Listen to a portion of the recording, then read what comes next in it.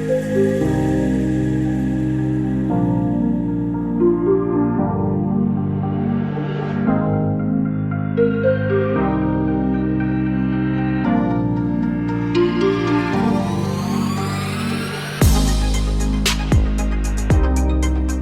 to the intersection of technology, cybersecurity, and society.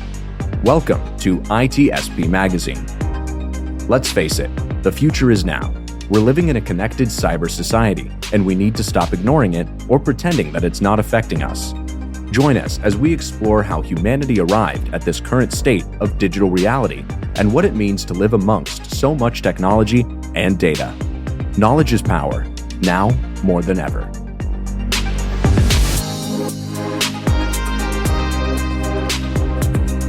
Black Cloak provides concierge cybersecurity protection to corporate executives and high-net-worth individuals to protect against hacking, reputational loss, financial loss, and the impacts of a corporate data breach. Learn more at blackcloak.io.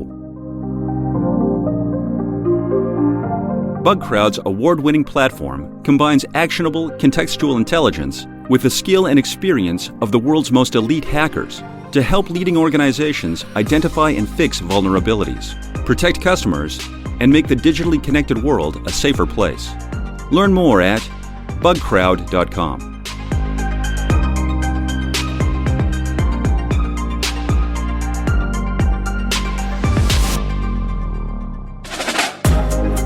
And we are recording.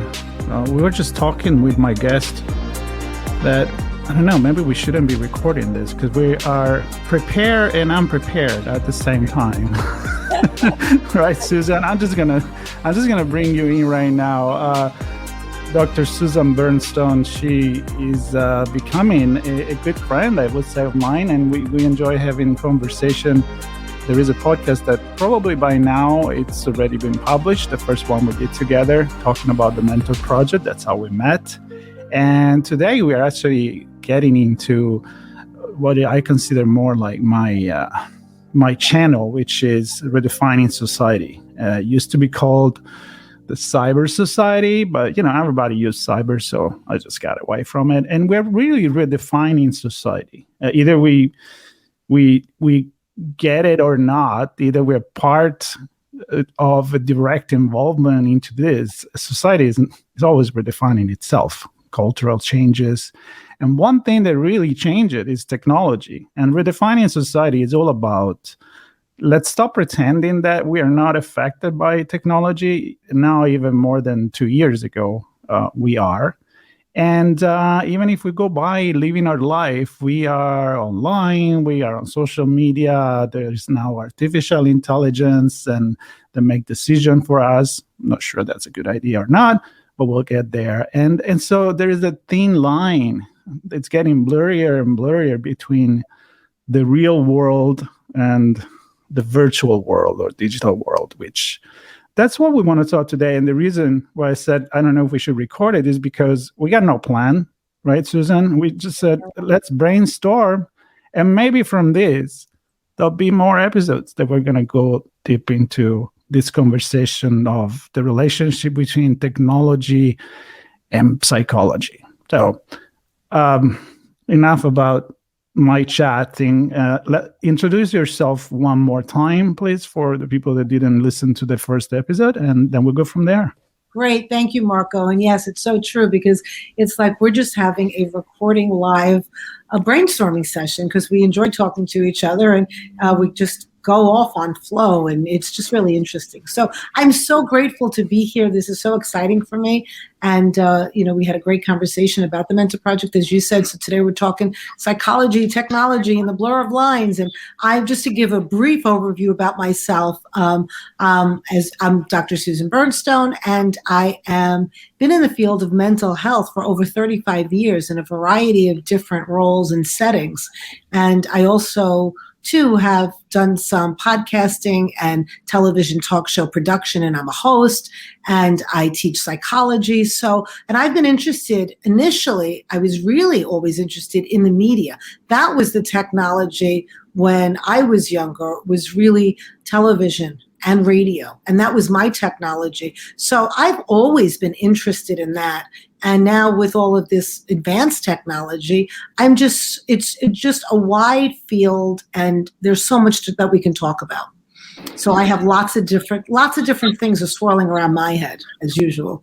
And I love this, because really we are going to brainstorm a potential serious about this conversation, right? So it will be too heavy, even for ourselves, maybe, to just say, all right, let's talk about the metaverse and how that is affecting. Is that real? Is that not real? Philosophically speaking, yeah, I would say it is real. But before we get there is a long way to go. So my first thought is, let's go back in time, and based on your experience, your interest, which is very common to mine, which is mass media. So we can talk about that forever, and how everything was new and different the first time that you saw it. I mean, that applies to everything. If you've never seen something, you don't know about it. Until you learn, you don't. So our relationship with technology, there's always a beginning. So I'm getting very philosophical here, but from a psychological perspective, if we look back, what has been our relationship, in your opinion, with technology, and why now is so different? Well, we're just thinking about this. I'm not necessarily prepared, but it's just some things are in my head, what my associations are, what you said. So I'm thinking, first of all, every generation has its advancements, and the older generation is always worried about how the younger generation is going to react, right? And the bad influence and the bad impact. We can go back to telephone. You go back to television. You go back to, all of that. TV, you can't watch too much TV. It's going to hurt your brain. And then it became the cell phone. The cell phone's not good. And then it became the computer. And now it's all these other type of interactive things. So we can really, I think some things really are the same, because it's like the technology does advance. We've seen it in the last few years really advance in terms of its usage. Now, but so it's about how we interact. One of the things I immediately thought of was even with movies, right? With film, going into a movie theater for the first time, and when people watching movies and their relationship with the people on the screen. That's in the history of the world, right? That's a relatively recent kind of phenomenon, even if you think about just the whole movie industry. Right. And people have relationships with people that they've never met, and with cartoon characters, and it becomes a part of their life. And I see this as a bridge now into, the metaverse and all of this virtual reality. When you say the movies, and of course now we're going to geek out about mass media, wherever that is. But I'm thinking the first time that the Lumiere brothers showed the animation of the train coming towards you, we were not there. We're not that old. Right. People were scared. Right. People were afraid of it. Yeah. And so the first thought is, people were scared probably of cars when they come out. I'm pretty sure they were. Like, why do I need a car? Even Ford said, if I listen to what people wanted, they want a faster horse. Right. They don't want a car. But then, they want a car. Right. So the early adopters, and then there is the one that, kind of in the middle, and the one that really don't want to get anything to do with it. And so how do you classify that reaction? Is it the fear, attraction reaction to technology, in your opinion? I think it's newness, right? First of all, for some people, it's exciting. And I think this is what always comes up for me when we're talking about, like, what's the impact and what's the reaction, is that we as humans want to put things into like we would just want to say, okay, this is true for everything.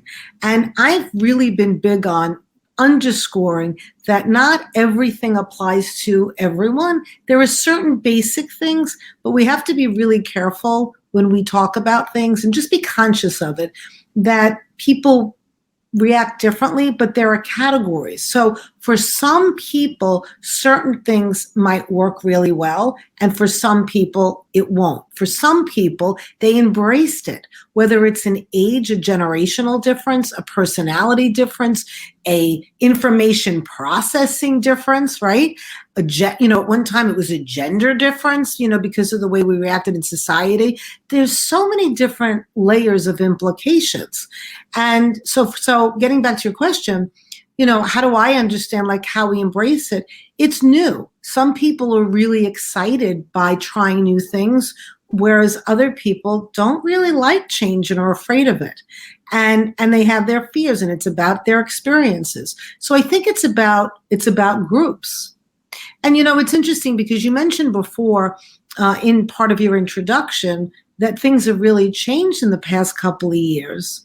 Yes, and it's not so much the technology that's changed. The technology has been there for a long time. I don't know how long, and different technology has been around. People have been using it, and people who are really in the forefront and experimenting with all this. What's changed in the past few years, specifically since the pandemic, is that more people had to embrace technology. So what's interesting is how, from a societal perspective, right, we had this pandemic that came, we were forced to be indoors, we had the advantage of having the technology, and so now people are using it even more. And that's making people more comfortable. So I think we're going to see it's going to contribute to the even more advancement of the usage of the technology. And I think like I said, there's going to be a lot of good things about it, a lot of advantages, and there's going to be a lot of disadvantages. And most of the thing is just going to be right in between, right? I mean, the simplification of good and bad and black and white. Both implications. It just comes back to how we really use it as humans and what we do with it. Now, from a psychological perspective, how do you see these? Maybe summarizing the fear or the I don't need that, and I just don't want change so much. I mean, I'm assuming it's kind of like that typology of person versus it's new with blinking light. Let me go for it, right? And then being forced to use it. Yeah. How does that go? I mean, if you're forced to use, nobody likes to be told what to do, right? Right. You want somebody to be against something, tell them they have to use it. You want them to go the opposite way, tell them that, right? Think about Marco. I'm sure you could think of examples in your life, whether it's technology, career, personal, when someone was like, you have to do this. It's like, I don't want to have to do this. Right? Especially if you have that rebel, mentality. But when you here's something, I'm going to share with you something on my mind about the whole technology thing that's been a theme for me. It's a lens I'm looking through right now, like one of them. And I'd love to also get your opinion about it and your thoughts is, you've been talking to so many people about technology and the new world. And I'd love to just run this by you and share this and hear what your thoughts are, if that's okay. Sure. I'm game.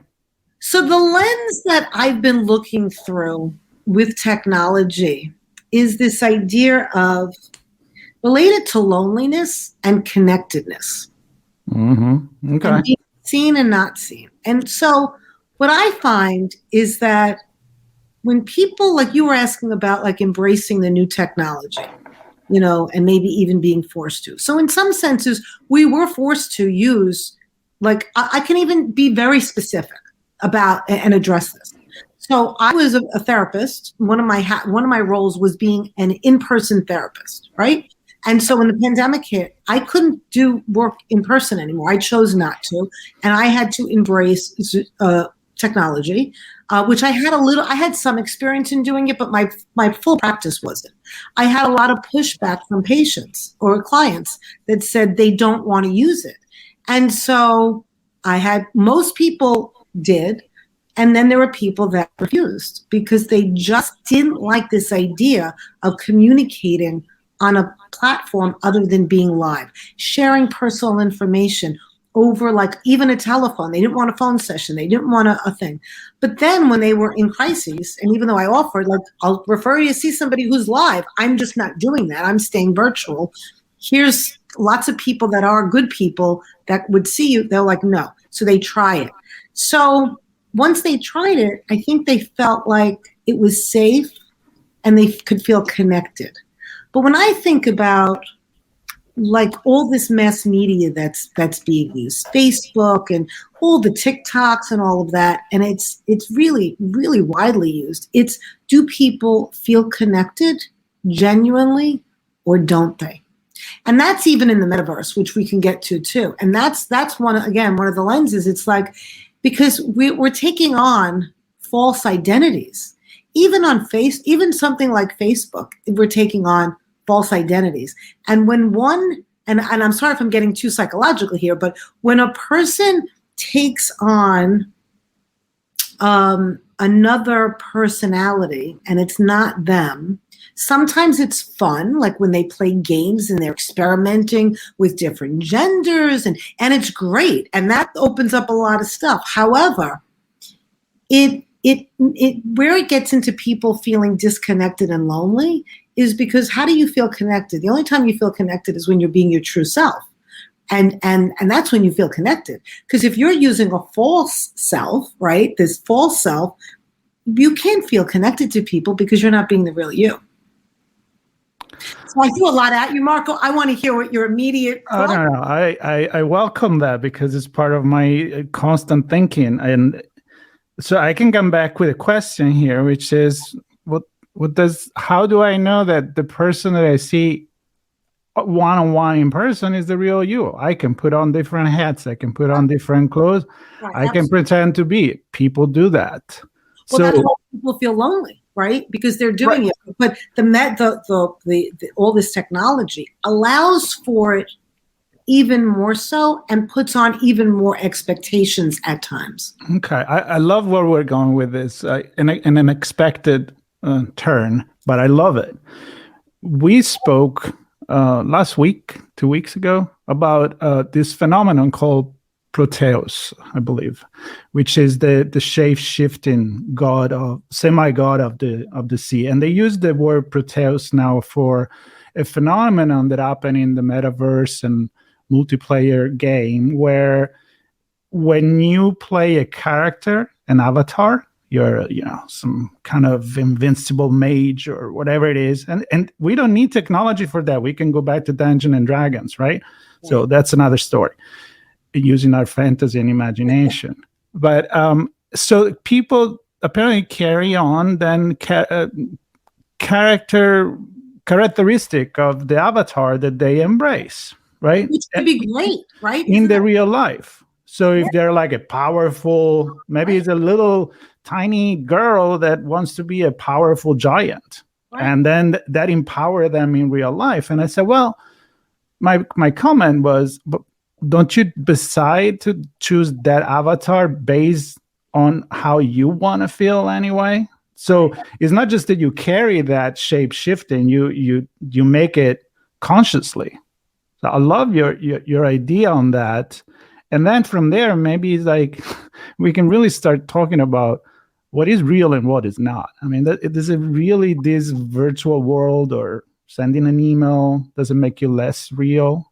Being on a chat room back in the days, and now you're actually on Zoom, but does it make you less real? Right. So your opinion on that? I think that depends on if you're being real. Right? That's exactly my point. So I love it, because whether it's in person, whether it's with technology, and I also want to just address something, in terms of the avatar and picking your avatar and then using it to be that person. We have actually, and we'll talk about this more in the future, there's technology that's being used to help people with the virtual world, like to deal with anxiety, to deal with fears, exposure therapy on using the technology. It's phenomenal, because then what happens is, but here's the key, and this is an important piece. in order to take on, from a psychological perspective, to take on that and integrate it and become that, you have to do it and see evidence that you're becoming. It's not so much like you fake it till you make it, but that for instance, in psychology, where psychologists and therapists and psychiatrists are using this virtual reality technology to help people. Let's say somebody who needs to do a presentation and they have anxiety about doing presentations. They actually use the virtual world in order to put them up in front of the thing. It feels real, and they coach them through their anxiety. And so they're actually doing it. So then there's the evidence in the sense that they can do it, and then they can do it in real life. But if they don't have the evidence that they can do it, then they're just faking it, and they don't feel real, and they don't feel connected. I need that. And I'm supposed to do a talk not soon enough. And I'm good when I'm in front of my mic and or meeting with people, but stage, I don't know if I have a fear, but you kind of think about it. So I love what you said apart from my own personal experience, but I was talking to someone that we were talking about the application of virtual reality as training. For example, we don't think that it's been going for a very long time that pilots, military pilot, jet pilot, they train on simulation, commercial pilot as well, astronauts. I mean, it's not that they just get on an F-16 and they know how to do it. I mean, they've been trained, so it's been going for a while. But then it came into, we were talking about the positivity of this, because we're always talking about negative stuff. And his point is like, look, we're doing so much. And he mentioned the therapy to overcome fear. Like if you're fear of heights and you can go into your goggles and experience heights, that can help. So with that, I'm assuming other mental topics that can you think about other example where this? Oh yeah, PTSD. It's been used in the military. Right. A lot of things, like you said, it's used in the military. I think everything it seems to be born there. I'm not the That's another conversation. Right. I'm not the expert on the military, but I do know that I'm always amazed. Like, oh wow, that came from the military. And so the military has been using that. We and the experts in psychology have also been using that type of technology that's where it started in terms of using virtual reality for PTSD. And so that's been very effective. And not just with psychology, but also in the medical fields. I think I might have mentioned it. I'm not sure if it was on the podcast, but one of the conversations that we had, I learned how it's being used with children that are battling cancer and chemo and using some of the virtual reality and some of the games actually to get them to deal with what they're experiencing. It's just fascinating. It's exciting, right? Because it can be really used, but we just need to be aware of the downside of it and not say it's all or nothing. Yeah, no, I'm taking notes because I'm like, okay, we already have about 20 episodes that we can we can go for. So let's go back to this relationship with technology and not feeling is real, but it is, because I can argue from what you just said that if I can cure a pathology, right, with virtual reality or any kind of simulation by convincing that my mind that is real, and then I can apply in reality, I must argue that is real. If it feels real, it gotta be real. I mean, it's not that simple, but I think this, we don't know a lot like this study because some of it is being used for the first time in terms of in large populations now.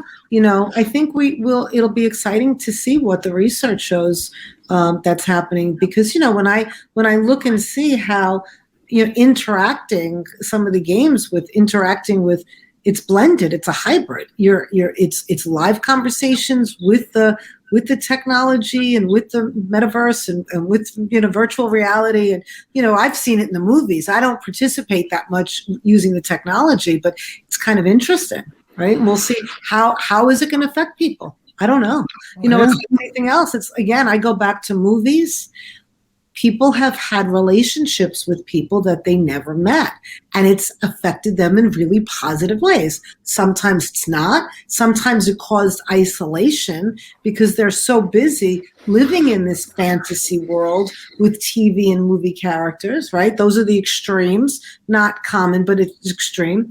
And then on the other hand, now you're taking it to another level, so now you can manipulate that. It's not just the movie or the TV program that you choose to see. Now you're creating your own fantasy character. Literally. I mean, you can recreate. I was just watching an episode of Boba Fett from the Star Wars trilogy where at a certain point, there is the little baby Yoda. I call it baby Yoda, but it's Grogu, the little character of the young. I mean, it's not the young Yoda, but it's from his, family, let's say. And then there is Luke Skywalker, a young Mark Hamill that is moving, is talking, it's there about to train it, because how Star Wars is all about different time, and you'd never understand where is in the continuum of time there. Yeah. And then I look at the credits, and I'm like, that was actually Mark Hamill, which, it's not 20 years old anymore, obviously, but he was acting, from what I understand, on the show, not just giving the voice, and then they just change his appearance completely. So you can bring back people from the death, or make them younger or older, or so what's the relationship there with technology?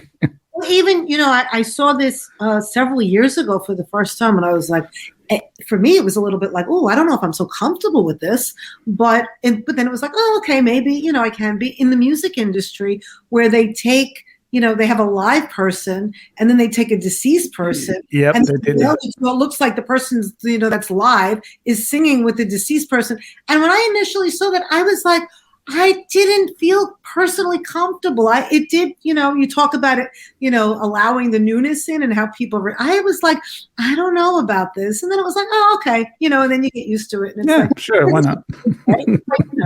We could sing with Beatles, I don't know. Okay. So you said comfortable. So I'm going to go with that keyword. And with that, I want to use the time that we have left of this, jumping around different topics around the core topic.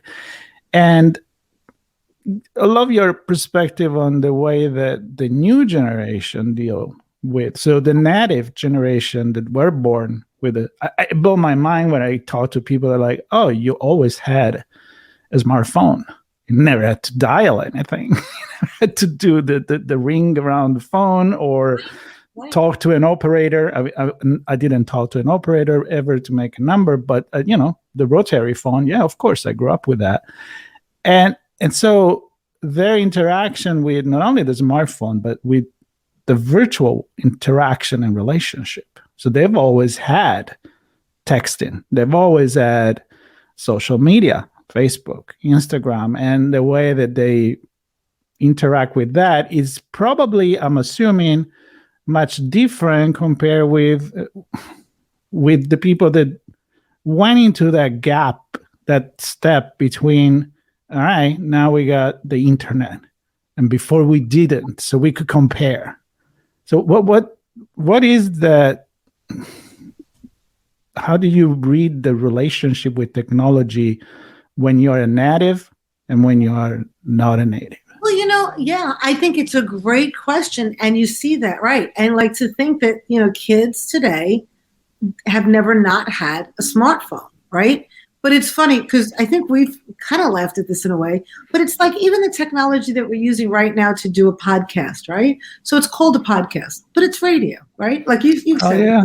Right. So in some ways, I think that the generation is going to go backwards in not completely. And I don't mean go backwards, but I mean rediscover original things and bring that back because they're going to be so overly tech that it's like, I remember this happened actually, it was like one day, like somebody said, oh, we can actually use the smartphone to talk to each other on the phone. It's like, yes, it's a phone. Like, they were like going to speak live and it's like, that's a phone. Like so it's kind of interesting, but they're out like, We don't know, because it's become part of them, right? They don't leave without their smartphone. They don't leave without, and even as adults, that we didn't grow up on it. But, when you leave, most of us, if we walk out of the house, when we do walk out of the house and we don't have our phone with us, it's like leaving part of us, right? And that was the brilliant marketing, but it's become this extension of ourselves. I think about it, and you can think about this, right? We feel that way, and we didn't grow up with it. It wasn't from the time we learned, late in life to use these things. For them, it's going to be really interesting to see what happens in their future, because it's been a part of them for so long. And maybe they will look back and there is another technology. I hope it's not going to be brain implant, and although, they're working on it. and then look back and be like, oh yeah, you guys use smartphone? Right. Right. That's going to be nothing, But I think, I mentioned this earlier, before we got on, I think and I'm not the expert on sci-fi, but, I think we can look back to really good early sci-fi to see what they predicted. And we can get a sense of that too. So, it's going to be really interesting to see what happens and how it's used. And, that's also another idea for another podcast, is bringing people from different generations and ask them about the differences in how they view technology. And there's probably things that I wouldn't think to ask, but like a 15-year-old would, because they already were raised with it, but they wouldn't think about it, right? And there's things that we would know to ask because we weren't. Like, it's the assumptions. They make assumptions about their technology. So that would be a really good, I think, idea, the intergenerations and how we're looking at technology. That would be very cool. I think we need to do it, and it makes me go back in my time where I was born in an age where, we had TV, of course. So for me, TV, it's normal, and a more modern radio, the FM that wasn't made of wood. We had component to build the stereo. That's, as you said, that was technology for me when I was a teenager or a kid. But then I had a chat one time. I was doing a research in college about mass media, and I interviewed my uncle, and he told me story of when he was a kid in the 40s or in the late 30s actually, and it was the radio, and the radio was the technology. You will believe the radio like today. You say, yeah, it's on the internet, it must be true. Never think about propaganda or manipulation or whatever, the message, and then we can go a lot into the other story. But the point is, I think your idea is really good about doing an intergenerational thing, because maybe technology means different things for different generation. And I think that would be a great discovery to do. Yeah. For sure. Yeah. And so that now because I'm sorry, you talk about TV, right? And TV is still a big thing for our generations, right? A little bit older, a little bit younger. The younger generations, they don't have TVs. They don't watch TV. They watch it on their computer, but it's integrated. The programs are integrated in their laptops, their phones, whatever you want to call it, but it's their iPads, but they don't have TVs. They're not buying TVs. Well, even for me, the TV, I haven't had cable or antenna in a very long time. For me, the TV is just a bigger screen where I'm streaming, from somewhere else. And that's a really good point too. Yeah. And I don't know this. I mean, from the people that I see, the younger generation, they're not even using bigger screens. They're doing everything. I would like to hear about that too and learn, because from what I see and all the young people, they're just doing it on smaller screens. And maybe then they'll start rediscovering the bigger screens, Like they're rediscovering vinyl now. Exactly. That's what I'm saying, right? It does, they'll reinvent stuff, but it's really what we do with it. So it's all really, it's interesting. There's a lot of advantages, and it's exciting to see, even just in the pandemic, how it was both, right? We were able to stay connected, to see family members and friends that we couldn't see live, and be with people in hospitals through technology when you couldn't go there live. And then there was the downside to it. The quickness of all of the falsities and the all of the kind of evil stuff, right? The stuff where it's not good, and the misinformation. Oh yeah, we can easily cross into you went kind of there, and I just the privacy aspect of things. Like in your profession, people were afraid that by not being in person in between the four walls, that the conversation could leak, right, and be listened to on phone, or which is, let's be honest, I'm not going to bring the cybersecurity side of things, but that's what cybersecurity people need to do, is protecting privacy and be sure that not only the manipulation doesn't happen, but also that the information doesn't leak. I mean, this is an entire different story that probably Sean would want to be on it. But but it's interesting because even with insurance, right? So even when we were doing it live, there was a lot of controversy about what gets shared to the insurance company if services were being reimbursed from a medical, psychological, all of that. So the security issue has always been there. It's just now added another layer because it's technology. Because and this is where it always comes back, in my view, to how humans use it, regardless of what it is. And that's that ethical aspect. Yes, it's how you use it. I mean, it's not an easy defense, because a lot of people will be like, yeah, everything is good, everything is bad. It depends on how you use it. But you know what? It's true. I mean, you can negate that. Yeah. Well, I highly suggest to the both of us to keep going with this.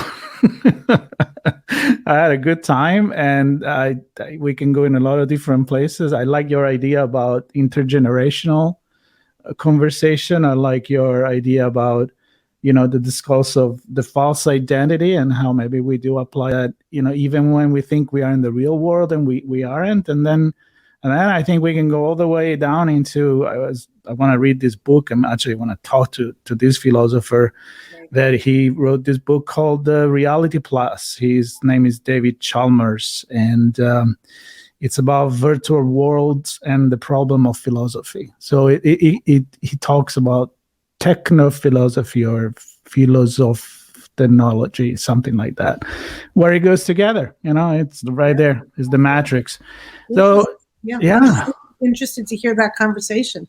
And, the other thing, Marco, and we can talk more about this, is because it's so wide, it would be interesting to then narrow in on like how technology is being used for good on a specific thing, like in health and psychology, and then come back out again. So I think it's both. It's like, we're like, we just brainstormed, and then maybe going in a little bit deeper to those specific areas and then come back out. I'm on for it. Yeah. I'm on for it. Let's work. So let's do it. So for the whole audience, we hope you liked where we went freestyle with this. I think there was some really good moment of let me think about that, right?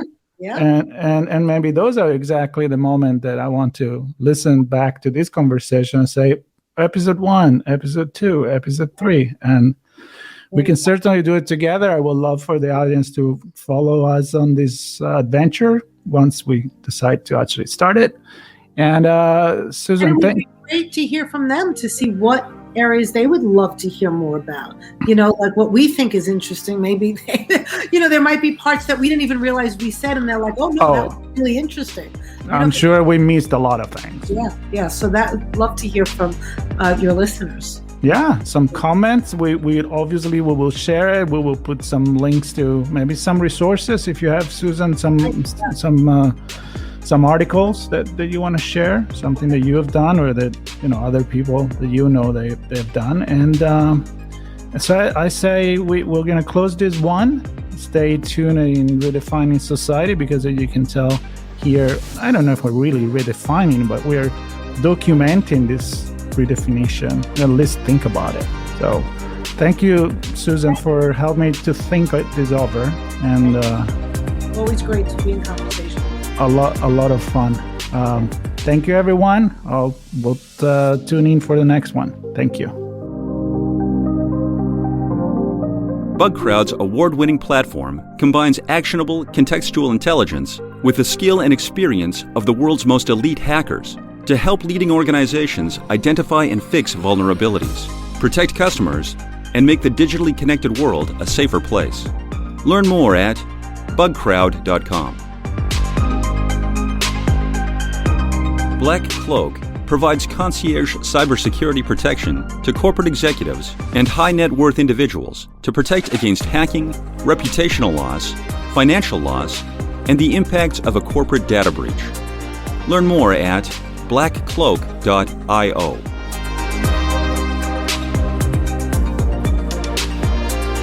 We hope you enjoyed this episode. If you learned something new and this podcast made you think, then share itspmagazine.com with your friends, family, and colleagues. If you represent a company and wish to associate your brand with our conversations, sponsor one or more of our podcast channels. We hope you will come back for more stories and follow us on our journey. You can always find us at the intersection of technology, cybersecurity, and society.